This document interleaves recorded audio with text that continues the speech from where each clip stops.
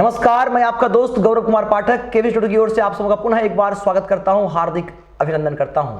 आइए आज आप सबों को अपने जिले की एक ऐसी बेटी से मिलवाने जा रहे हैं जिन्होंने कम समय में ही बेगूसराय से चलकर बिहार की राजनीति में एक अलग पहचान बनाई है और आज हर तरफ इनकी चर्चा हो रही है। जी हाँ, हम बात कर रहे हैं प्लूरल्स स्टूडेंट फेडरेशन के स्टेट कोऑर्डिनेटर कुमारी सुनिधि का।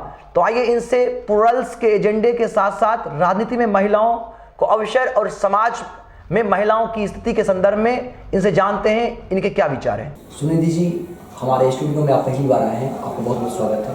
Thank you so much. I would like to thanks doctor Roshan ji, आपको भी मेरा thanks and thanks to Pushpam Priya Chaudhary ma'am for giving me this wonderful opportunity for introduce myself on here in my home district Begusarai, जहाँ मुझे आज एक chance मिला है कि मैं अपने आप को इंट्रोड्यूस कर सकूँ। बहुत धन्यवाद आपका।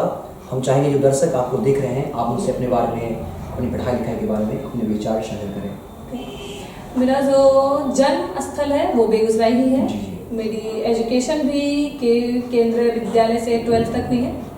उसके बाद मैंने LNMU यूनिवर्सिटी से यानी मिथिला यूनिवर्सिटी से ही ग्रेजुएशन किया है। अभी जस्ट RBS कॉलेज TI जो है उससे मेरा ग्रेजुएशन है विथ इंग्लिश ऑनर्स।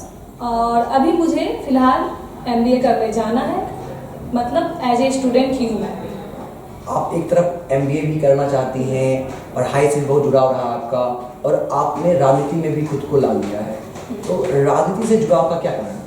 प्लूरल्स कहीं ना कहीं पॉलिटिक्स नहीं है, ये कहीं ना कहीं एक बिहार को डेवलपमेंट में लाने का एक रास्ता है, जो हम लोग बिहार को एक सच्चे और अच्छे तरीके से बिहार में डेवलपमेंट करना चाहते हैं। इसको पॉलिटिक्स की तरह हम लोग नहीं जोड़ते हैं, क्योंकि प्लूरल्स का लिखा हुआ ही है लव बिहार हेट पॉलिटिक्स, तो इसका पॉलिटिक्स को लेना देना नहीं है। और अभी जो मैं हूँ वो एज ए स्टूडेंट ही हूँ, तो स्टूडेंट फेडरेशन में ही हूँ। तो राजनीति में जुड़ा ऐसे हुआ है क्योंकि राजनीति का स्तर इतना नीचे गिरा हुआ है बेगूसराय में, ये बेगूसराय नहीं, आप पूरे बिहार या पूरे देश का ले लीजिए, कहीं भी राजनीति का स्तर इतना गिर चुका है कि महिलाएं कहीं ना कहीं आने से डरती थी।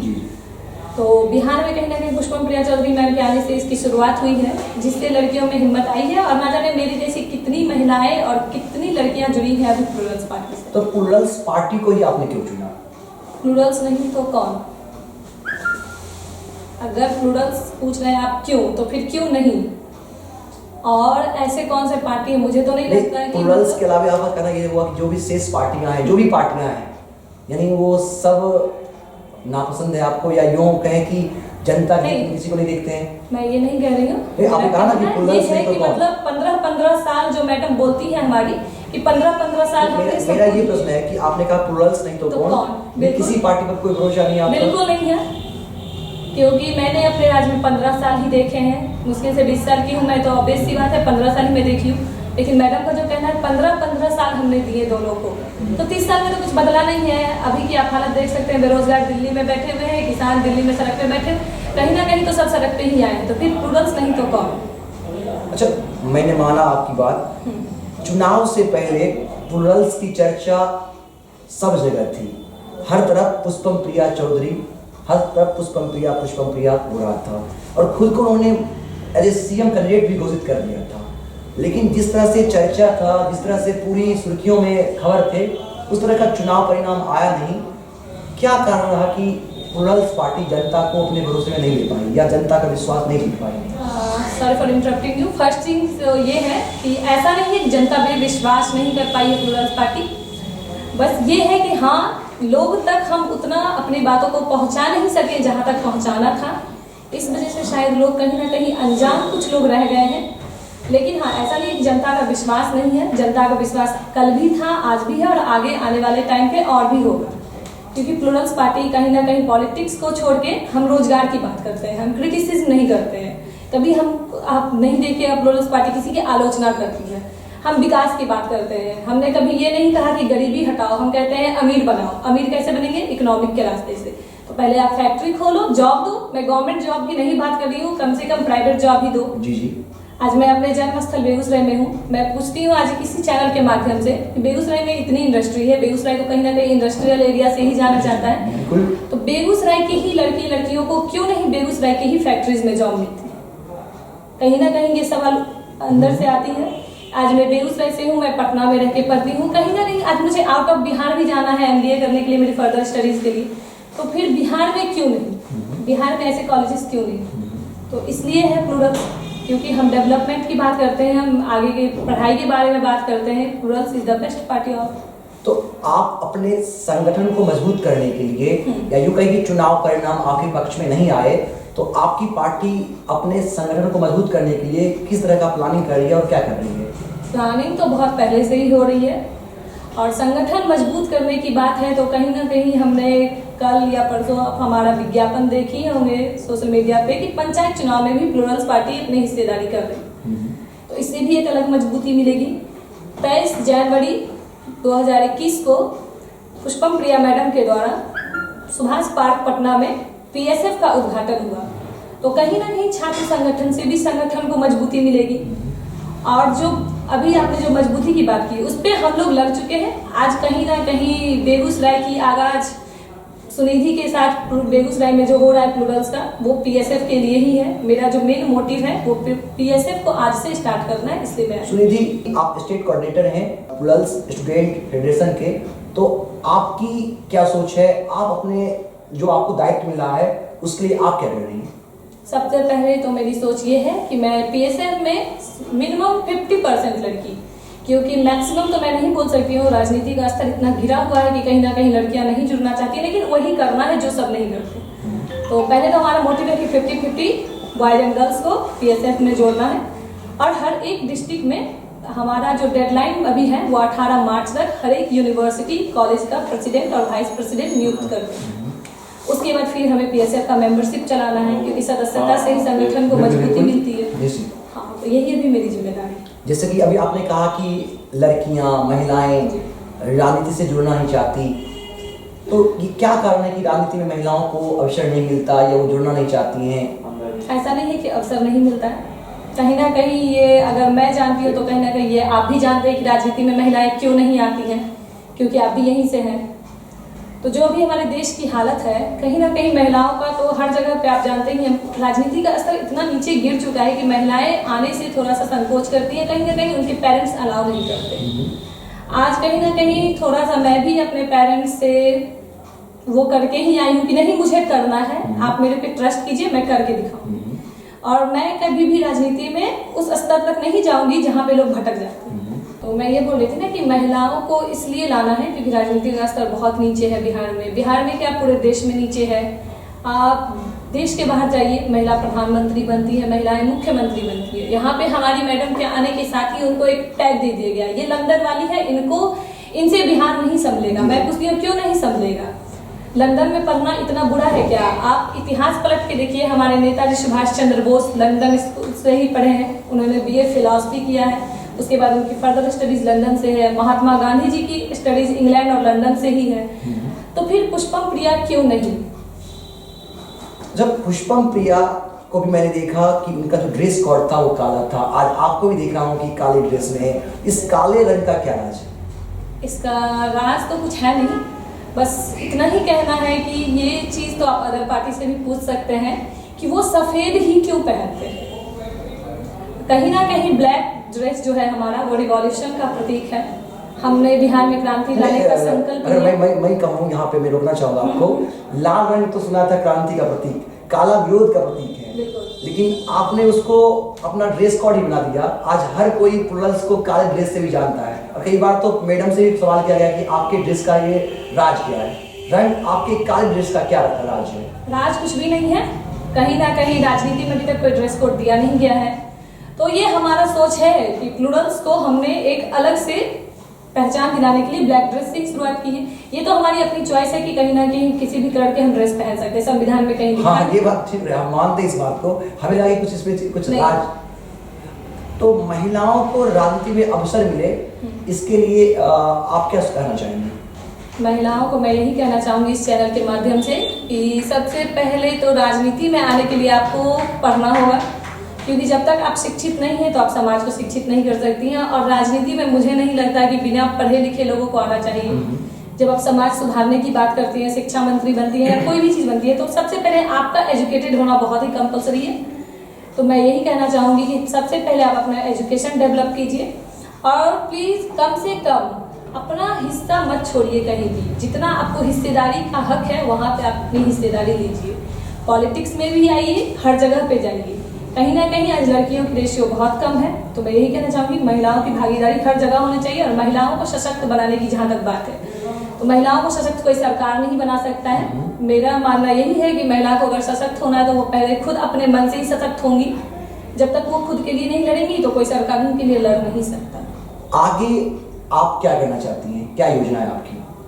वो कुछ थोड़ा सा मतलब वो स्पेशल है, वो मैं टाइम टू टाइम रिवील करना चाहती हूँ। अच्छा, अभी बताना नहीं चाहती, शेयर नहीं करना चाहती। युवाओं को आप क्या मैसेज करना चाहेंगे इस केवी स्टूडियो से? युवाओं को मैं यही मैसेज करना चाहूँगी, जिस तरह आज मैं प्लूरल से जुड़ी हूँ, आप भी एक समाज सुधारक पार्टी से जुड़िए, बिहार को डेवलप कीजिए, पॉलिटिक्स मत कीजिए। हमें पॉलिटिक्स नहीं करना है, हमें आलोचनाएं नहीं करनी है। जो बीत गया तो बीत गया, अब आगे क्या करना है हमें उस पर चर्चा करना है। हमें बिहार को डेवलप करने के लिए क्या करना है, हमें रोजगार लाने के लिए क्या करना है, हमें आगे के लिए क्या करना है, हमें इस पर चर्चा करना है। देश की बेटियों को, चूंकि अंतर्राष्ट्रीय महिला दिवस के अवसर पर जो बेटियां आप यहाँ से सुन पा रही हैं, जो नारी शक्ति आप यहाँ से सुन पा रही हैं, आप उनसे क्या अपील करना चाहेंगी, क्या मैसेज करना चाहेंगी? मैं यही अपील करना चाहूँगी कि कल तो पहले सबसे पहली बात कि हमारी पार्टी की अंतर्राष्ट्रीय महिला सम्मान समारोह दिवस जो मुजफ्फरपुर में आयोजित है, वहाँ पे आप ज़्यादा से ज़्यादा संख्या में जाएं और हमारे कार्यक्रम को थोड़ा आगे बढ़ाएं। और उसके बाद यहाँ की लड़कियों के लिए जो संदेश है, तो मैं यही कहना चाहूँगी, पहले तो आप पढ़िए। और जहाँ तक बात आती है दहेज की, तो दहेज में भी मुझे नहीं लगता कि गवर्नमेंट कुछ हेल्प करती है। ये दहेज बंदी बस नाम का होता है, शराबबंदी नाम का होता है। तो दहेज बंदी के लिए आपको कदम उठाना होगा। अगर लड़की अड़ जाए मुझे दहेज नहीं देना है, तो मैं आपसे ही पूछती हूँ कितने लड़के ऐसे हैं जो शादी के बिना रह जाएंगे। तो मैं यही कहना चाहती हूँ लड़कियों को कि आप अपने जिद पे आइए, आप अपने आप को एजुकेटेड कीजिए। चाहे आपको समाज से लड़ना हो, अपने परिवार से लड़ना हो, चाहे किसी से भी लड़ना हो, लेकिन आप अपने लिए लड़िए। ये नहीं कि जो हमारे माता पिता कहते हैं बस वही करना है। क्योंकि मैंने यहाँ की महिलाओं को भी देखा है। मैं पॉलिटिक्स में ग्राउंड पे आई थी, भले मैं मीडिया में नहीं आई हूँ, बेगूसराय में मैं आई थी और मैंने बहुत सारी महिलाओं से बात किया। उनकी अपनी कोई चॉइस नहीं होती है। मैंने पूछा है कि आप किसको वोट देंगे, तो वो डायरेक्ट बोलती है जिनको मेरे हस्बैंड ने बोला है, जिनको मेरे फैमिली ने बोला है, मैं उसी को दूँगी। तो उनका कोई अपना चॉइस नहीं। मैं यही कहना चाहूँगी, आप अपनी चॉइस बनाइए, आप अपने आप को निकालिए।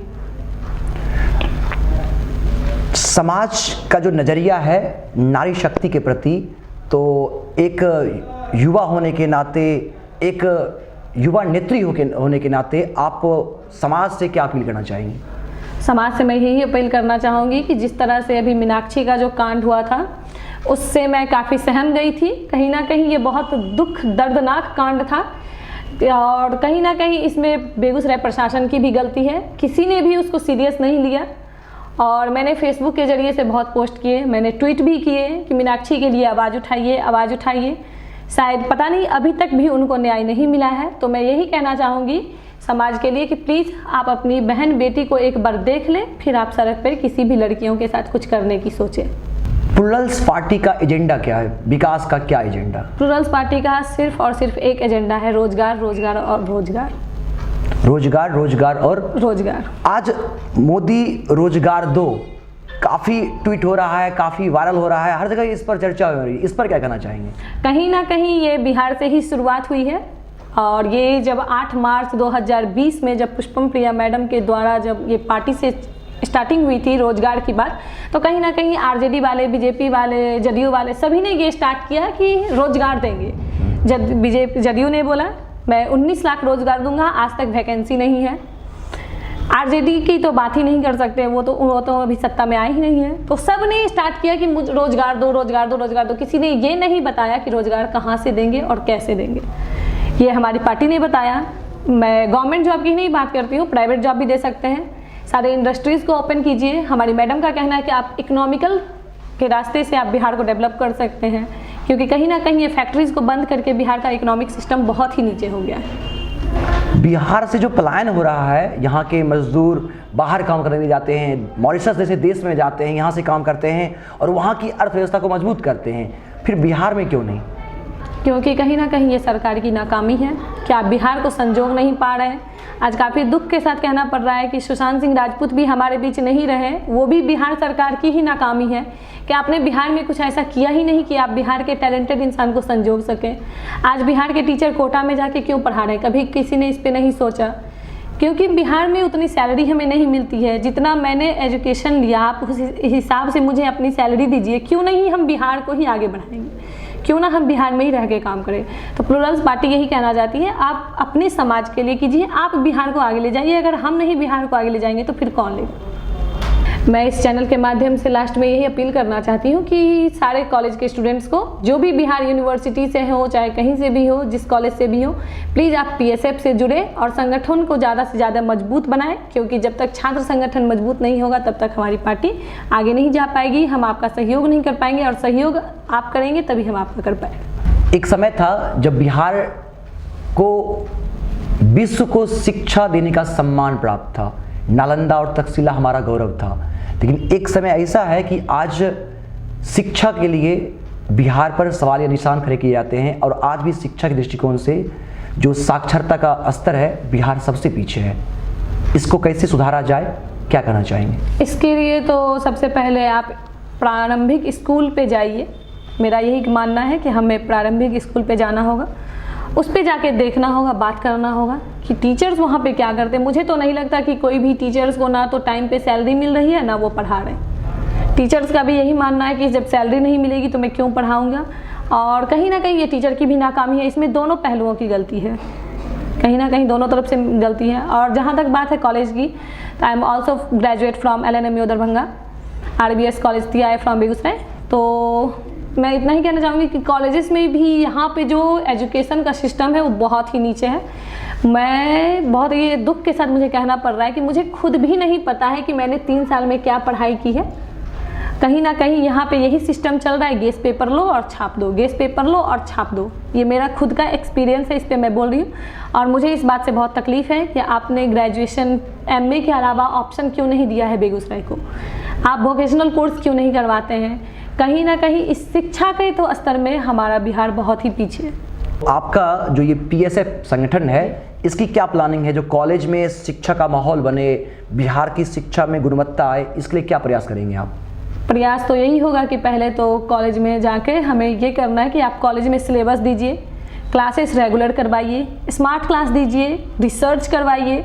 जो नहीं होते हैं वही करना है, जो भी यहाँ पे कॉलेजेस में कमी है वो चीज़ें स्टार्ट करनी है। जो मैंने देख लिया वो औरों को नहीं देखना। मैं Kumari Sunidhi, as a state coordinator of plural student federation, आप सभी से KV स्टूडियो के माध्यम से ये अपील करती हूँ कि आप मेरे वीडियो को देखने के लिए YouTube channel stars of Begusarai पे जाके देख सकते हैं। Facebook page doctor Roshan Kumar से भी आप देख सकते हैं। उस पेज को आप सब्सक्राइब करें, लाइक करें और KV स्टूडियो को ज़्यादा से ज़्यादा आगे बढ़ाएं। बहुत बहुत धन्यवाद सुनिधि, आज आपने अपने विचार हमारे साथ साझा किए।